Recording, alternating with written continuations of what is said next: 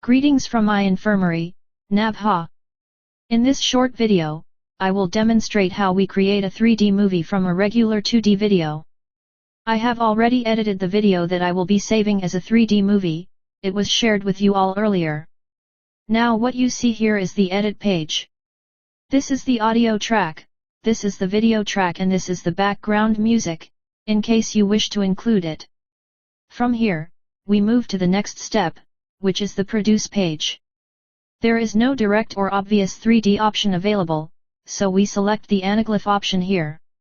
Instead of producing a full HD movie which would result in a larger file size and take longer to render, we choose a smaller version for demonstration purposes.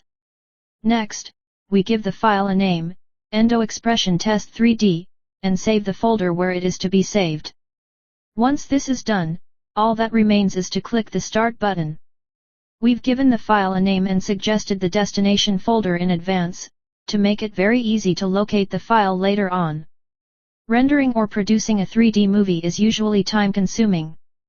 However, since we have chosen the smallest file format, it should be completed within a minute or so. About 30% of the process is already complete. While the rendering continues, I would like to briefly explain what anaglyph 3D is. Anaglyph 3D is a stereoscopic 3D effect achieved by encoding each eye's image using filters of different, usually chromatically opposite colors, typically red and cyan. Anaglyph 3D images contain two differently filtered colored images, one for each eye.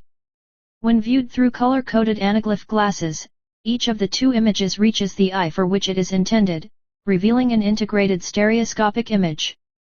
The visual cortex of the brain fuses these two images, resulting in the perception of a three-dimensional scene or composition.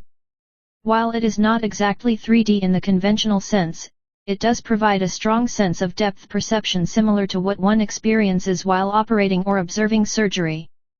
From an academic perspective, you could say that this represents another modality, where a 2D video is converted into a 3D movie and keeps small timers like us on the go. We are now at 96%, just a few seconds more. I will open the file location and play the movie we have just created. After seeing this demonstration, you should be able to create a 3D movie yourself.